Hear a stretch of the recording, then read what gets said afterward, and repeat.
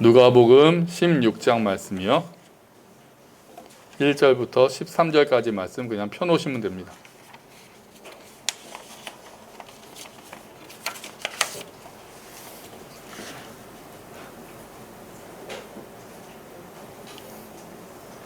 주소리는 뭐가 이렇게 반짝, 그거나 캡틴 아메리카 방패구나. 스파이더맨이구나. 그냥 너무 반짝거려서 그냥 목사님 눈이 그냥 그쪽으로만 간다. 앞에서 그냥 반짝이를 입고 있어서.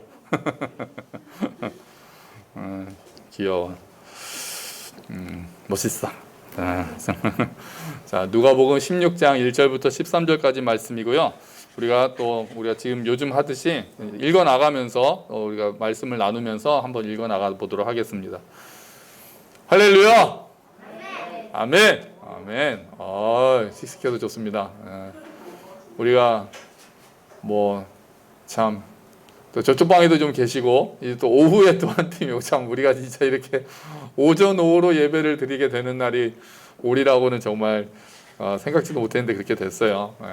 그래도 지난주에는 정말 저 혼자서 예배를 드리다가 이렇게라도 같이 계시니까 얼마나 좋은지 모르겠습니다. 정말 지난주에는 저희 가족도 없었잖아요. 그래서 완전히 혼자 하니까 정말 좀 마음이 그렇더라고요. 자, 그랬더니 또 갑수 형제가 그랬나요? 오히려 더 이렇게 카메라에 집중하시는 모습이 좋았다고 또 뒤에 사람들이 없으니까 이제 다른 분하고 눈을 맞출 필요가 없으니까 저도 카메라만 보고 이렇게 설교를 하니까 오히려 이렇게 영상으로 보시는 분들은 더 집중이 됐다는 말씀도 들었어요. 그럴 수도 있겠다는 생각이 들더라고요. 자, 우리가 예수님의 비유에 대해서 보고 있는데요. 예수님이 비유로 말씀을 이제 많이 하셨고요. 비유로 말씀을 하시면은 두 가지 효과가 동시에 일어났습니다. 여러분, 비유로 말씀을 들으면은 내용이 더 쉬워질까요? 어려워질까요? 이게 답이 두 가지입니다. 그 당시에도 예수님이 비유로 말씀하셔서 어떤 사람들은 쉽게 이해했습니다. 이게 그런 뜻이구나. 그렇게 예를 들어서 하는 건 원래 그런 뜻이잖아요. 근데 어떤 사람은 오히려 더 못 알아듣는 경우가 생길 수도 있잖아요. 그 당시에도 그랬습니다. 예수님께서 비유로 말씀하신 이유가 어떤 사람은, 이게 참 묘한 거예요. 예수님 하신 일이 좀 오묘한 일이 많아요. 설명을 쉽게 하시려고만 비유를 드신 게 아니라 때로 어떤 사람은 아예 깨닫지 못하게 하려고 내가 비유로 얘기한다. 이렇게도 말씀하셨거든요. 그래서 귀에 있는 자는 정말 이게 그런 뜻이었구나라고 해서 쉽게 이해를 하는데 또 어떤 사람은 저게 도대체 뭔 소리야, 더 못 알아먹겠네, 이렇게 되는 경우도 있었던 거죠.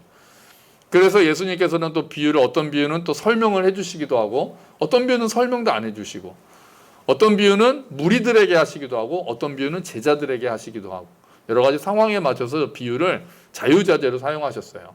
그래서 비유가 어려운 부분이 많습니다. 차라리 설명이 더 쉬웠다고 생각될 때가 많고 비유가 뭘 하나하나 일일이 또 다 설명하는 게 아니기 때문에 어떤 비유는 그냥 전체적인 메시지만 우리가 파악해야 되는 비유도 있고 그래요. 그래서 비유 하나하나를 거기 나오는 거 하나하나를 다 이렇게 해석을 하려다 보면 문제가 발생합니다. 대신에 막 신기하긴 하죠. 왜 누가 그런 걸 잘합니까? 이단들이 그런 걸 잘하죠. 비유풀이 해가지고 여기서 새는 그 새가 아니고 이거고 여기서 하늘은 그 하늘이 아니고 막 하면서 성경 다른 데에 있는 거를 막 갖다 맞추는데 들으면 우와 막 그러거든요. 근데 우리가 보통 우와 그러면 이단이에요. 이런 말씀이 있다니 한 번도 들어보지 못했다 그러면은 이단일 가능성이 다는 아닐 수 있겠지만 상당히 높습니다. 2000년간 하나님의 말씀이 전파되면서 우리가 그 말씀으로 충분히 우리가 구원을 얻었는데 지금까지 안 밝혀주셨던 하나님의 뜻이 밝혀졌다거나 이제 그렇게 되면은 뭔가 좀 이상하다라고 생각하는 게 좋아요. 2000년 동안 쌓여있는 그 말씀 해석의 전통이라는 게 무시할 수가 없는 그겁니다. 기발하게 해가지고 해석을 하는 것들은 기발하게 문제가 되는 경우가 많아요. 근데 오늘 비유가 예수님이 하신 오늘 누가복음 16장 1절부터 13절에 있는 비유 말씀이 예수님이 하신 비유 중에서 가장 어렵다고 생각되는 비유입니다. 여기서 좀 해석도 다양하고 좀 쉽지가 않습니다. 자, 우리가 비유를 일단 볼 텐데 1절만 한번 읽어볼게요. 자, 16장 1절 말씀입니다. 같이 읽어보겠습니다. 또한 제자들에게 이르시되 어떤 부자에게 청지기가 있는데 그가 주인의 소유를 낭비한다는 말이 그 주인에게 들린지라. 2절도 같이 볼게요. 주인이 그를 불러 이르되 내가 내게 대하여 들은 이 말이 어찌 됨이냐. 내가 보던 일을 세마라. 청지기 직무를 계속하지 못하리라 하니. 아멘. 자, 청지기라는 사람이 무슨 일을 하는지 우리가 알잖아요. 그래서 그 가정에서 전체 일을 담당하는.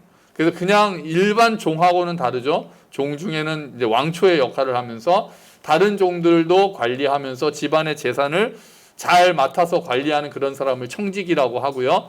그래서 주인이 아주 신뢰하는 사람만 청지기가 될 수 있는 거잖아요. 아무나 될 수가 없고. 그래서 우리가 구약에 요셉이 그런 청지기 역할을 했던 거예요.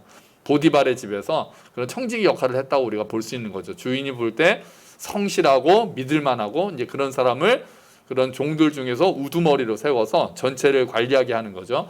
자, 우리가 나머지 비유 내용은 다 읽지 않고요. 그냥 제가 말씀을 드릴게요. 그 청지기가 이제 나쁜 놈이었던 거죠. 청지기를 세웠는데 이 청지기가 문제가 있었습니다. 그래서 주인의 소유를 낭비했습니다. 그러니까 주인은 자기 물건이 아니잖아요. 주인의 재산이 있었는데 아마 주인은 다른 데 가서 일을 하는 그런 사람이었나 봐요. 그래서 청지기가 그 주인의 재산을 아주 낭비합니다. 그러니까 뭐 투자를 잘못해서 말아먹었는지 아니면 몰래 빼돌렸는지 그 내용은 나오지 않습니다. 어쨌든 주인의 재산에 손해를 끼치면서 낭비하고 있다는 소문이 주인의 귀에 들려옵니다. 그러니까 주인이 당연히 화가 나죠. 노발대발하면서 청지기를 부르죠. 그래서 야, 내가 너한테 믿고 이걸 다 맡겼는데 내 재산을 다 맡겼는데 너가 지금 이거 함부로 사용한다는 소식이 다 들려온다. 맞아? 청지기가 아무 말도 안 하는 거 보니까 맞나 봐요. 죄송합니다, 주인님. 그랬나 봐요. 그랬더니 너 당장 해고. 지금까지 하던 거 정리해서 인수인계하고 해고야. 딱 이렇게 이야기를 하죠. 자, 이 청지기가 이제 생각을 합니다. 아, 이제 큰일 났네. 내가 이거 앞으로 뭐 먹고 사나. 우리가 이제 해고가 되고 또 정년퇴직만 앞에 둬도 우리가 그런 생각 하잖아요. 이제 너 당장 하던 것만 마무리하고 끝내. 해고 통지를 받으니까 이 청지기가 이거 어떡하지? 내가 이제 힘이 없어서 농사도 못 짓겠고 계속 사무만 주로 보던 사람이니까 농사 지는 거 못 하겠죠. 빌어먹자니 이거 창피하고 어디 가서 뭐 가게를 열자니 모아둔 돈도 없고 지금 막 이제 그런 상황이 되는 거죠. 그런 상황이 됐어요. 그랬는데 청지기가 막 생각을 하다가 아이디어를 딱 냅니다. 아, 이렇게 하면 되겠다. 그래서 어떤 아이디어를 내냐면은 못된 아이디어를 냅니다. 그래서 주인한테 빚진 사람들을 불러 모읍니다. 그러니까 아직 사람들은 이 청지기가 해고됐다는 걸 모르잖아요. 주인한테 빚진 사람들을 불러 모읍니다. 일단 사람한테 물어보죠. 당신 얼마나 빚졌어? 아, 내가 뭐 기름 100마를 빚졌습니다. 그래? 증서 갖고 오라고 한 다음에 증서에다 찍찍 긋고 50으로 고쳐. 그러니까 자기 마음대로 증서를 조작하기 시작합니다. 위조를 하는 거예요. 그 사람들한테 선심을 쓰는 거죠. 당신 얼마 빚졌어? 주인이 우리 주인한테 얼마 빚졌지? 아, 제가 밀 100석 빚졌는데요. 그래요? 딱 듣고 80만 갚으시오. 이렇게 해가지고 자기 마음대로 주인에게 빚진 사람들을 모아다가 그거를 다 줄여준 거죠. 그 사람 빚을. 그 생각이 뭐예요? 그럼 나중에 자기가 잘린 다음에 이 사람한테 가서 아, 당신 그때 나한테 내가 빚 줄여줬던 거 기억하죠? 그러니까 나한테 좀 도움 좀 주시오 하면 이 당시의 문화가 우리도 마찬가지지만 신세를 지면 반드시 갚아야 되는 그런 문화란 말이에요. 모른 채 할 수가 없는 체면이 굉장히 중요하기 때문에 그런 상황에 이 사람이 이렇게 만드는 거죠. 이 사람이 일을 잘했습니까? 못했습니까? 잘한 겁니까? 못한 겁니까? 나쁘죠. 나쁘죠. 잘한 거라고 우리가 칭찬하기는 어렵지 않겠습니까? 그러니까 머리가 좋은 겁니까? 나쁜 겁니까? 머리는 좋은 거죠.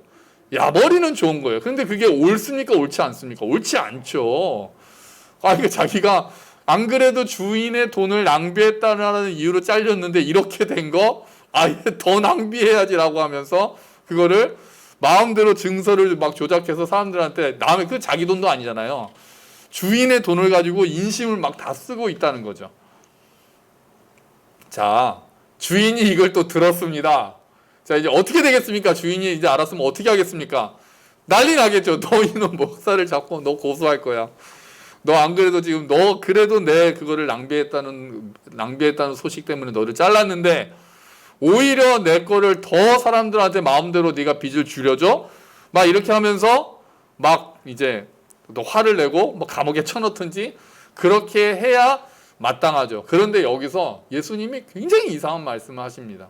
여기서 비유가 완전히 반전되는 거죠. 자, 우리가 8절을 한번 읽어볼까요? 8절은 읽어봐야 됩니다. 자, 그런 일이 있었습니다. 주인이 알았습니다.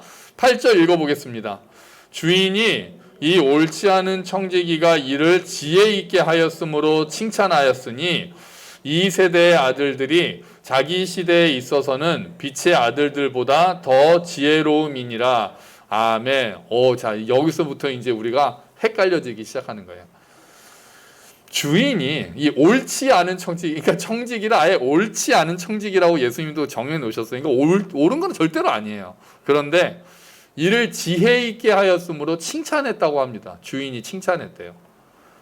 자, 여기서부터 이제 우리가 이 해석이 이제 어려워지기 시작하는 거예요. 주인이 화를 내야죠. 그리고 멱살을 잡고 감옥에 넣어야죠.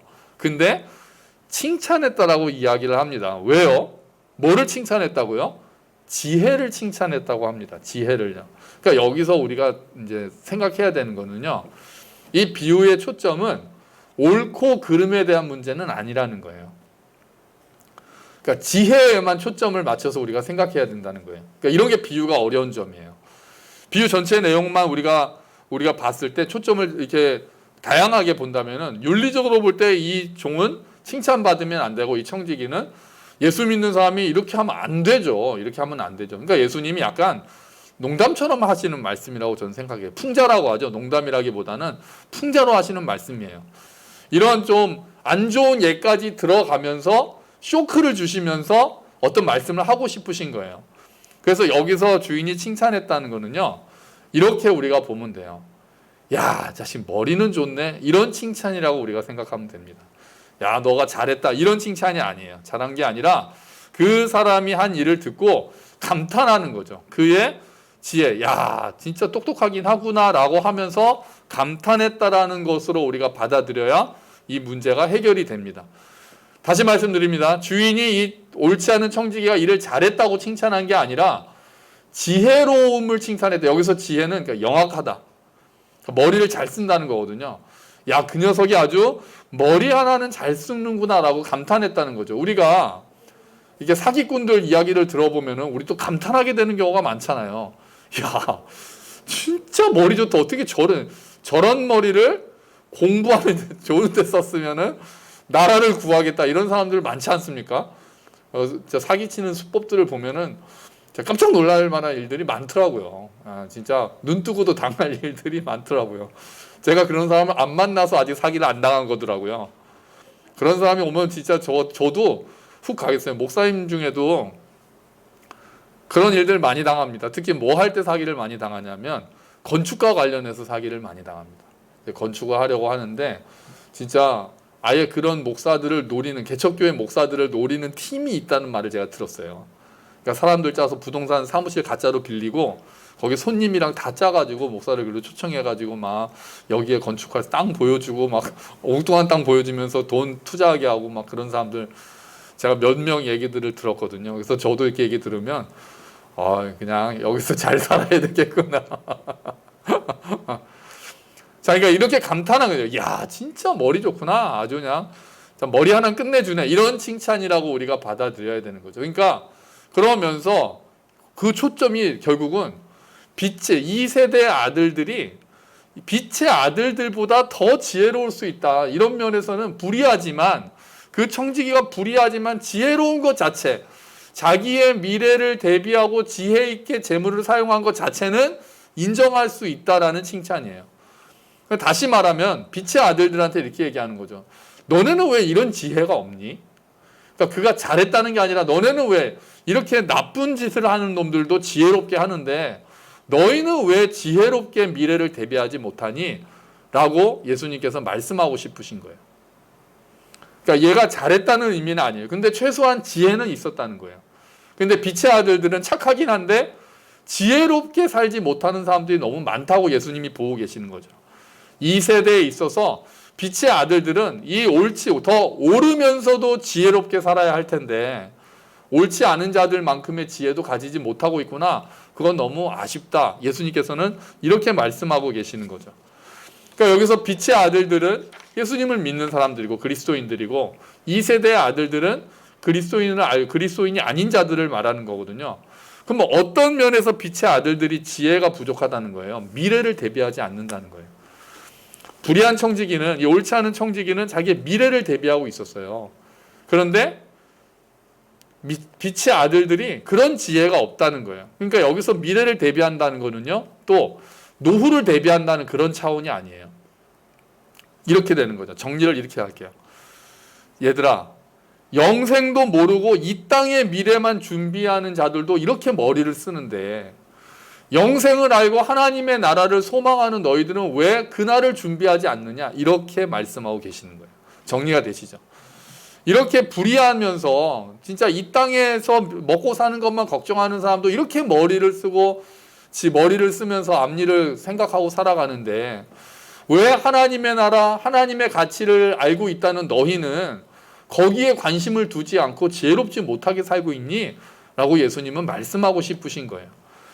그러니까 이 세상의 사람들이 이 땅에서 미래를 준비하는 것 이상으로 우리는 천국을 준비하면서 살아야 된다라는 말씀을 하고 싶으신 거죠. 그러면 어떤 면에서 지혜가 필요하다는 걸까요? 어떤 면에서 천국을 준비해야 된다는 걸까요? 어떤 면에서 우리의 가치관이 드러날까요? 어떻게 사는 데서 무엇을 보면 우리가 어디에 관심 있는지가 드러납니까? 우리의 말을 듣고 드러나는 게 아니죠. 우리가 시간과 돈을 어디에 사용하는지를 보면, 지금 내가 시간과 돈을 어디에 사용하는지를 보면 이 사람이 천국을 준비하고 있는 사람인지 아니면 이 땅의 것만 보고 있는 사람인지 드러나지 않겠습니까? 시간을 어떻게 사용하느냐, 돈을 어떻게 사용하느냐, 내가 무슨 말을 하느냐 보다 실제로 내가 시간을 어디에 투자하고 있고 내가 가지고 있는 돈을 어디에 사용하느냐에 따라서 그 사람의 가치관이 드러나잖아요. 그래서 어떤 사람이 가계부가 신앙 고백서다 이렇게 얘기한 사람이 있었어요. 이해가 되죠? 나중에 갑자기 그런 생각이 드는 거예요. 예수님께서 오셔서 너 가계부 좀 보자. 어디에 그동안 돈을 썼는지 좀 봐야 되겠다. 이렇게 말씀하시면은 좀 뜨끔할 수 있겠구나. 또는 다이어리 좀 보자. 시간 계획을 네가 어떻게 짜고 있나. 너에게 주어진 24시간 네가 무엇을 위해서 사용하고 있었니? 나와의 관계, 또 이웃을 섬기는 일에 너의 시간을 사용하고 있었니? 아니면 너 자신만을 위해서 살고 있었니? 너가 한번 가계부를 보자. 네가 하나님 나라를 위해서 또 그의 나라와 그의 의를 구하면서 이웃을 돕는 일에 너의 재정을 사용하고 있었니? 아니면은 너의 노후만 준비하고 너의 것만 생각하고 너의 자녀들만 생각하고 그러면서 살고 있었니? 라고 예수님이 다이어리하고 가계부를 딱 가져오라고 하실 수 있다는 거죠. 그때 우리가 무엇을 가지고 있는지, 어떤 생각을 가지고 있는지 그게 다 드러난다는 말씀이에요. 특히 오늘 이제 우리가 읽었던 8절, 9절부터는 돈에 대해서 결국은 이 얘기를 하고 싶으신 거예요. 이 불의한, 옳지 않은 청지기에 대한 비유는 결국은 돈 얘기로 바뀝니다. 지혜를, 옳지 않지만 지혜로웠다라고 이야기를 하면서 그러면 그 지혜는 어디서 드러나야 되느냐? 재물을 어떻게 사용하느냐에 드러나야 된다는 거예요. 우리가 9절을 한번 읽어보겠습니다. 이제 설명을 하십니다. 9절 읽어볼게요. 내가 너희에게 말하노니 불의의 재물로 친구를 사귀라. 그리하면 그 재물이 없어질 때 그들이 너희를 영주할 처소로 영접하리라. 아멘. 이 말도 어렵죠? 불의의 재물로 친구를 사귀라. 여기서 불의의 재물이 뭡니까? 그러면 선의의 재물이 있고 불의의 재물이 있습니까? 의의 재물이 있습니까? 여기서 불의의 재물은요, 나쁜 짓을 해서 모은 돈이라고 보기보다는 하나님 나라의 보화와 대비돼서 이 세상의 재물이라고 해석을 하는 것이 가장 무난합니다. 그러니까 이 세상의 재물을 그냥 불의의 재물이라고 표현한 거예요. 빛의 아들들과 어둠의 아들들을 대비하듯이 하늘의 보화와 대비되는 이 세상의 재물을 불의의 재물이라는 거예요. 그러니까 그냥 이 세상의 재물이라고 우리가 해석할 수 있어요. 그러니까 이 세상의 재물을 가지고 친구를 사귀라고 말씀하는 거예요. 아까 옳지 않은 청지기가 한 일이 그거였잖아요. 재물을 사용해서, 자기 돈은 아니었지만 재물을 사용해서 친구들을 사귀었잖아요. 왜요? 나중에 자기가 도움을 얻기 위해서. 우리는 우리의 재물을 가지고 친구를 사귀는 데 사용하라고 예수님이 말씀하시는 거예요. 그럼 여기서 친구를 사귄다는 건 어떤 겁니까? 남을 위해서 사용하고 하나님 나라를 위해서 사용하고 나누고 베푸는 일에 사용하라고 말씀하시는 거예요. 그게 지혜로운 자라는 거예요. 왜요? 그런 자에게 천국의 상급이 있기 때문에 그런 거죠. 하늘의 상급을 바라보고 네가 지금 어디에 돈을 쓸지를 생각하고 다른 사람들을 베풀고 복음을 전하는 일에 귀하게 사용하라는 거예요. 어려운 형제 자매들을 돕고 어려운 이웃을 돕고 복음을 모르는 자들에게 복음을 전하는 일에 너의 재물을 사용해서 친구를 사귀라는 말씀이에요. 나중에 우리가 이제 선교사님을 만약에 돕는다고 하자고요. 우리가 선교사님을 돕잖아요. 그러면 선교사님이 그 재물을 사용해서 복음을 전하시죠. 그래서 예수를 믿는 사람들이 나오잖아요. 그럼 우리가 천국에서 그 사람들 만날 거 아닙니까? 그죠? 그럼 그 사람들이 우리한테 와서 고맙다고 하지 않겠어요? 그런 생각이 가끔 들 때가 있어요. 우리는 모르는 사람이에요. 근데 우리가 도와드렸던, 우리가 후원해드렸던 그 물질을 선교사님께서 잘 사용하셔서 그 물질로 이집트의 사람들, 또 말레이시아의 사람들, 어디의 사람들을 이렇게 선교를 하시고 복음을 전하셔서 그렇게 또 네팔의 아이들, 그런 아이들 우리가 직접 만나지는 않는다 하더라도 나중에 우리가 천국에 가서는 우리가 다 만나게 되면은 당신들의 도움을 통해서 내가 예수를 알게 되고 이 자리에 있을 수 있었습니다라고 우리에게 이야기하면서 고맙다고 하잖아요. 그게 친구를 사귀는 거예요. 그게 재물로 친구를 사귀는 거예요. 우리가 어려운 자들에게 구제하고 우리가 어려운 자들을 돕고 이웃을 돕고 지체들을 돕고 복음을 전하는 것, 그런 일에 재물을 사용하는 것이 그게 친구를 사귀는 일이에요. 설교를 준비하다가 우리 교회 재정을 어떻게 사용하고 있지 또 갑자기 또 궁금해졌어요. 올해 어떻게 사용했나 싶어가지고 1월부터 7월까지 재정을 딱 봤어요. 우리가 또 방송도 되고 있으니까 구체적인 금액까지는 밝히지 않겠습니다만 그래서 우리가 이제 수입이 있을 거 아니에요. 1월부터 7월까지 이렇게 헌금이 들어온 것들 쫙 계산하고 다 더하고 그럼 그 중에 우리가 구제나 선교로 사용한 돈이 얼마인지 딱 이제 합산을 했어요. 그래서 이제 나눴죠. 비율이 몇 %나 되는지 보려고요. 우리가 몇 %를 구제나 선교에 사용했을까요? 우리가 들어온 헌금에 비해서 몇 %일까요? 15요?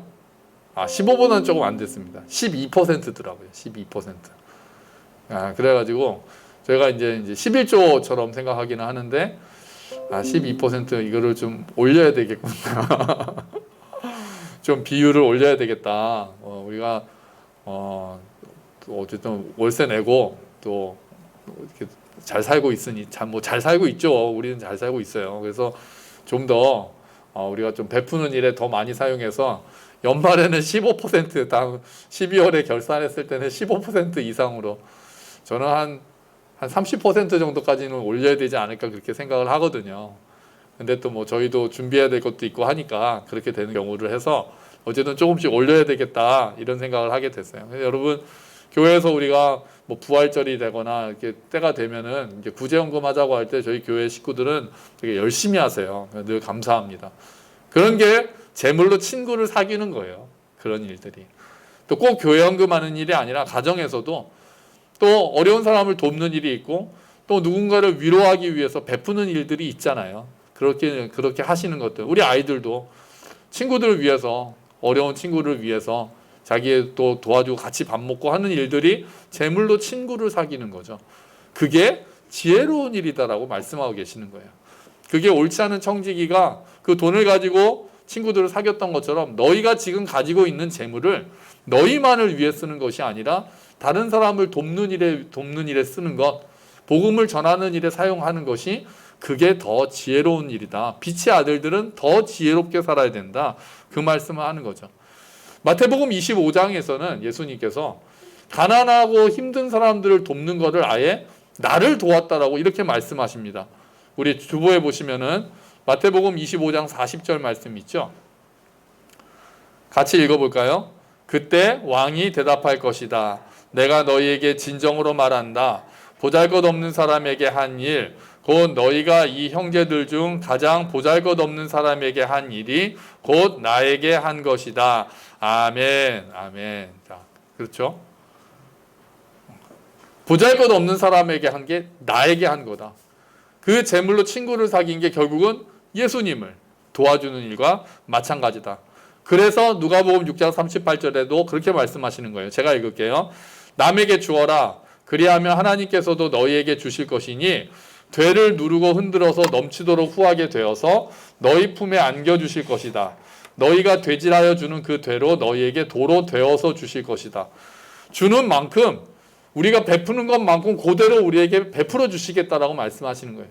더 흔들어서 막 차고 넘치도록 우리가 남에게 베푸면은 그게 남에게 베푸는 거 하나님한테 꿔드리는 거라는 말씀도 있거든요.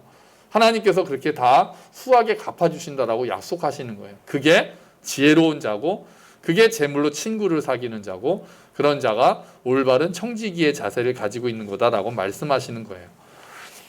예수님은 청지기의 자세에 대해서 10절부터 12절까지 또 말씀하십니다. 10절부터 12절까지 한번 같이 읽어볼게요. 지극히 작은 것에 충성된 자는 큰 것에도 충성되고 지극히 작은 것에 불의한 자는 큰 것에도 불의하니라. 너희가 만일 불의한 재물에도 충성하지 아니하면 누가 참된 것으로 너희에게 맡기겠느냐. 너희가 만일 남의 것에 충성하지 아니하면 누가 너희의 것을 너희에게 주겠느냐. 아멘. 자, 지혜로운 청지기가 가져야 될 그 자세는 먼저 작은 것에 충성해야 된다는 거예요. 나에게 주어진 작은 것. 그게 작은 재물일 수도 있고요. 여기서 지극히 작은 것, 불의한 재물, 남의 것은 다 재물에 대해서 예수님께서 말씀하시는 거예요. 너희에게 맡긴 재물, 그거 작은 거다. 그거에 대해서 너희가 충성해야 더 큰 거를 내가 너희에게 맡기지 않겠느냐라고 말씀하시는 거예요. 이게 청지기의 자세죠. 내가 가지고 있는 것이 작은 것이다 할지라도 하나님 앞에서 최선을 다해서 사는 삶이 청지기의 자세가 되는 거예요. 그래서 우리가 달란트 비유에서도 그 말씀을 하잖아요. 우리 주보에 마태복음 25장 21절 5달란트, 10달란트를 가지고 그 이상 남긴 사람들에 대해서 주인이 이렇게 이야기합니다. 같이 읽어볼게요. 그 주인이 이르되 잘하였도다 착하고 충성된 종아 내가 적은 일에 충성하였음에 내가 많은 것을 내게 맡기리니 내 주인의 즐거움에 참여할지어다. 아멘. 적은 일에 충성하였기 때문에 더 큰 일을 맡기겠다. 우리가 적은 것을 가지고 하나님 앞에 충성하면 청지기답게 살면 더 큰 것을 맡기신다는 거예요.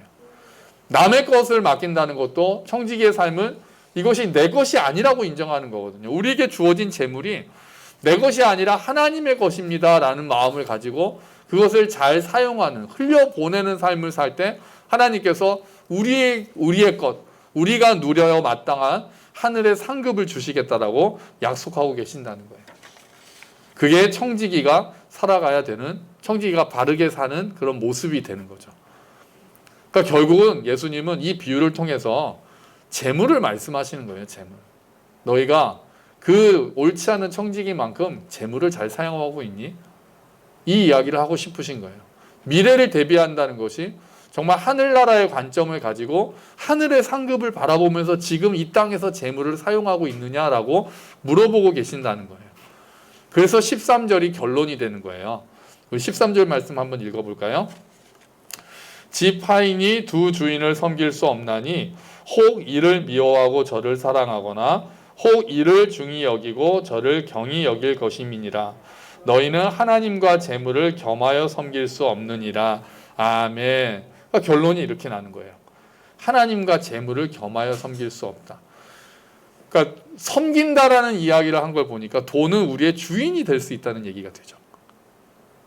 근데 정말 그러지 않아요? 돈이 우리의 주인이 되는 경우가 많지 않습니까? 뭘 하려고 하면은 항상 돈은 이게 딱 생각나잖아요. 뭐 합시다 그러면 돈은요. 또 우리가 여행을 가려고 해도 또 누군가를 도우려고 해도 돈이 얼마나 있지. 물론 우리가 신중하게 계획하고 짜야 되는데 우리가 지혜롭게 해야 되는데 이게 지혜와 또 거기에 눌려 있는 거 구분하기가 이게 쉬운 일이 아니더라고요. 무언가를 해도 그러니까 돈이 우리의 주인이 된다는 거예요. 그런 경우가 더군다나 이 사회에서는 또 얼마나 많습니까? 안전장치 해야 된다는 거 알면서 많은 회사들이 안전장치 안 해서 사람들이 많이 죽어가잖아요. 많이 다치고요. 왜 안전장치 안 합니까? 2인 1조 꼭 해가지고 거기 스크린 도어 때도 그랬잖아요. 2인 1조가 꼭 이루어져야 되는데 한 사람만 가서 일하게 되는 게 결국은 뭐 때문이었어요? 돈 때문이었거든요. 경비 절감. 경비를 절감해야 돼서 지금 사람의 생명이 위험한데도 그거를 무시하고 경비를 절감해야 된다는 이유로 얼마나 많은 사람들이 그렇게 다치고 죽고 그런 일들이 많이 일어납니까? 환경 오염도 결국은 또 뭐 때문입니까? 돈 때문이에요. 경비 절감. 그 돈 좀 싸게 한다라는 그 이유만으로 환경이 좀 오염되고 이런 것들은 감수해야 된다라고 했다가 지금 막 기후 재앙이 일어나고 위기가 일어나고 지금 우리가 그 일들을 당하고 있는 거죠. 이 더위와. 그러니까 이런 것들이 참 이 세상에 돈이 주인이 되어 있는 게 맞구나 이런 생각을 할 때가 많아요. 우리 개인은 어떻겠어요? 개인은. 우리가 그 돌아봐야 돼요. 혹시 돈이 내 머리 위에 있는 건 아닌가? 돈이 우리의 하인이 돼야 되잖아요. 우리가 뭔가를 하기 위해서 잘 도구가 돼야 되는데 이게 점점 커져가지고 우리를 누르고 있는 경우가 너무 많은 거예요. 우리가 잘 생각을 해야 돼요. 자꾸 돈 때문에 우리가 마땅히 해야 될 것들을 생각하지 못하고 하나님이 하시는 일을 보지 못하는 일이 많이 일어난다면 어느새 돈이 우리 머리 위에서 우리를 다스리기 시작하는 거죠. 그 때로는 확 질러버리고 하나님 나라를 위해서 질러버리고 그런 일들이 용기도 필요하고 벗어나려는 몸부림이 필요한 거예요. 이게 그 지혜와 또 거기서 벗어나는 것과 이거를 신중하게 또 우리가 지혜롭게 잘 생각을 하되 내가 너무 돈이라는 가치에 눌려 있는 것은 아닌가 우리가 생각해야 되는 거예요. 베푸는데 너무 인색하고 내가 쓰는 거 내가 뭔가를 누려야 되는 거 자꾸 생각하다가 다른 사람에게 베풀고 하나님 나라를 위해서 사용하는 일에 사용하지 못한다면 우리가 돈의 노예가 되어 있는 거죠. 돈이 우리의 주인이 되는 거예요. 섬김을 받는다라고 표현을 하고 있잖아요. 돈이 많이 있는 사람도 돈의 노예가 될 수 있고요. 그죠? 저는 한 100억 원쯤 있으면 돈으로부터 자유로울 것 같은데 이렇게 재벌들을 보면 그렇지도 않아요. 뭐 수백억 있어도 돈 또 얼마 좀 더 때문에 막 형제끼리 싸우고 이런 걸 보면 참 그렇지도 않아요. 또 돈이 너무 없어도 돈의 노예가 되죠. 그렇게 되죠. 그러니까 우리가 돈의 노예가 되는 게 방심하고 있으면 우리도 모르게 그렇게 되는 것이 돈이 힘이 있거든요. 인정해야죠. 예수님이 돈을 주인이 된다라고 만몬 신으로 보신 거는 정말 탁월하신 생각이었고 지금은 더 많이 그런 생각이 들어요. 우리가 끊임없이 돌아보고 자꾸 내가 돈 때문에 해야 될 것들을 하거나 못하거나 안 해야 될 것들을 하거나 그러고 있는 것은 아닌지 생각해 보라는 거예요. 하나님이 더 우리의 주인이다라고 고백하는 거예요. 여러분 그래서 우리가 드리는 헌금, 11조, 구제헌금 이런 것도 결국은 신앙 고백인 거예요. 헌금에 대해서는 또 따로 설교를 더 해야 되겠지만 하나님이 나의 주인입니다라고 고백하면서 우리가 하는 것이 헌금인 거죠. 그게 뭐 돈이 얼마다 이 차원이 아니라 내 주인이 누구신가를 우리가 생각해 보는 일들이 되는 거예요. 바울이 디모데에게 쓴 편지에서 부자들에게 이렇게 가르치라라고 한 말씀이 있습니다. 근데 우리는 뭐 다 부자가 아니더라도 이 말씀 자체는 모든 사람이 들어야 되는 말씀이에요. 자, 우리 주보에서 이 말씀을 읽고 오늘 설교를 마치면 되겠습니다. 디모데전서 6장 17절부터 19절까지 말씀입니다. 같이 읽어볼게요. 이 세상의 부자들에게 이 말을 전하십시오. 교만하지 말며 돈을 의지하지 말고 하나님께 소망을 두라고 가르치십시오. 아멘. 하나님은 우리가 필요로 하는 모든 것을 주시며 또 그것을 누리게 하시는 분이십니다. 선한 일을 하도록 노력하며 베푸는 가운데 부유함을 누리도록 그들을 가르치십시오. 나눠주고 베풀 때에 맛볼 수 있는 참 기쁨을 말해 주십시오. 그렇게 할 때 그들은 하늘 창고에 보물을 쌓게 될 것입니다. 이것이 그들의 미래를 위한 든든한 터가 되고 참 생명을 얻게 해줄 것입니다. 아멘. 여러분 우리가 이렇게 재물을 지혜롭게 사용해서 하늘 창고에 보물을 쌓는 저와 여러분이 되시기를 주의 이름으로 축원합니다. 그래서 정말 그것이 우리에게 그것이 미래를 준비한다는 거예요. 그게 친구를 사귀는 거고 불의한 청지기가 미래를 준비했던 것처럼 우리는 하늘의 보화를 쌓는 삶이 예수님께서 보시기에 우리가 참 지혜로운 청지기의 삶이 되는 거죠. 지혜로운 청지기로 하늘의 보화를 쌓으면서 하나님의 기쁨이 되고 우리 또한 넉넉하게 누리게 되는 일들이 각 가정마다 일어나기를 주의 이름으로 축원합니다. 아멘. 우리 같이 기도하겠습니다. 주님, 우리가 지혜롭게 하늘의 보화를 쌓는 자들 되게 하여 주시옵소서. 우리 같이 기도합시다.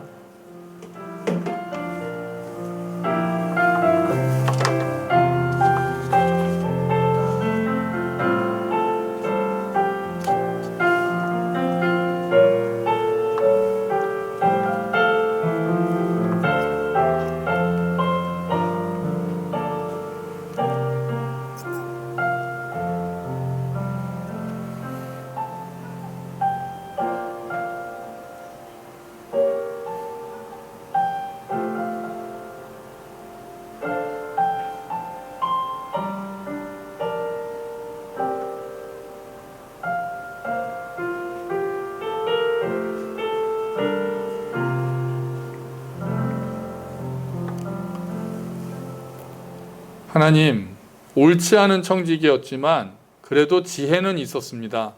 근데 주님, 우리가 지혜롭지 못할 때가 많음을 고백합니다.